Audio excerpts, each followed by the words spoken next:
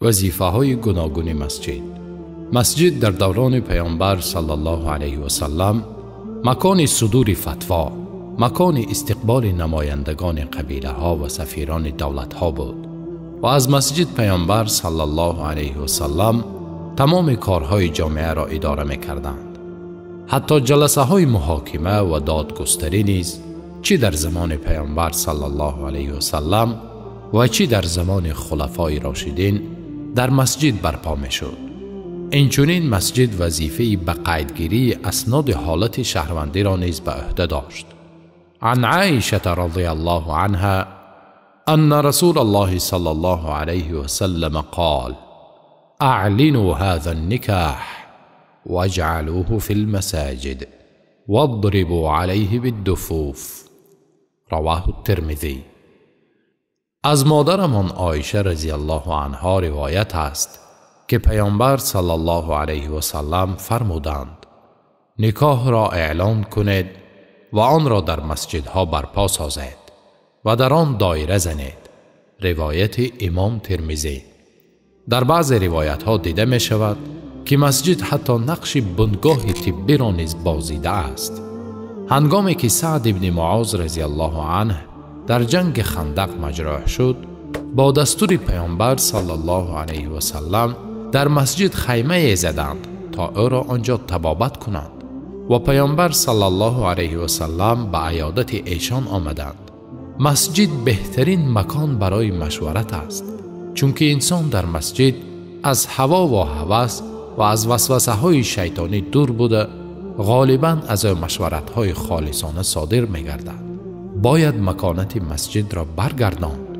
اگر خواهیم که مسجد مقام پیشین خود و نقش اساسی را در جامعه داشته باشد، باید فرصت داده شود تا مسجد رسالت روحی، تعلیمی، اجتماعی و اقتصادی خود را دوباره به دست آورد.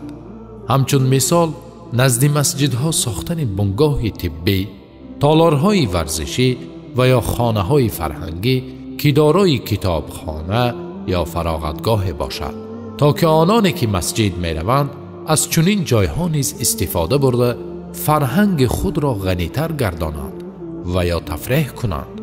یکی دیگر از نقش‌هایی که مسجد داشت این سرپرستی فقیران و بینوایان بود. در عهد پیامبر صلی الله علیه و سلم در گوشه مسجد مکان به نام صفه بود که خاص بینوایان بود. پایبندی به نماز جماعت یکی از وسیله‌های بهترین برای حالپرسی از بینوایان است. مسجد باید تربیت مکتب بچه‌ها را نیز به عهده داشته باشد، با آنها دست یاری دراز کند تا اعلاخوان شوند و با همین مناسبت نسل آینده با مسجد زیج شود.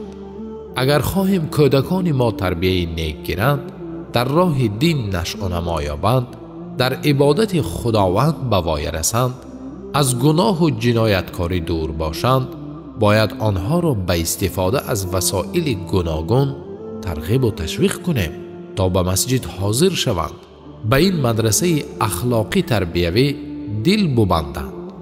باید به خانه خدا انس گیرند تا از جمله آنهای باشند که پیامبر صلی الله علیه و سلم در حقشان فرمودند: سبعة یظلهم الله فی ظله یوم لا ظل الا ظله و شاب نشأ فی طاعة الله تعالی و رجل قلبه معلق بالمساجد.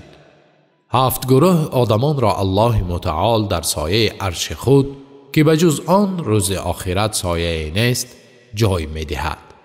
یکی از آنان جوانی که با طاعت خدا نشأ و نما یابد و دیگر مردی که به مسجد دلبستگی دارد.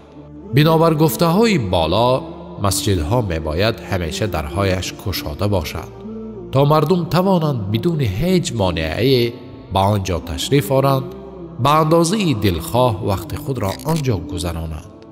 از بس که در گذشته مسجد چنین رسالت ها داشت و از بس که مسلمانان وظیفه های این مکان مقدس را شناخته از آن به طور شایسته بهره برداری می نمودند، خداوند به آنها پای برجایی عطا کرده بود و در عالم به عزت و سربلندی رسیده بودند.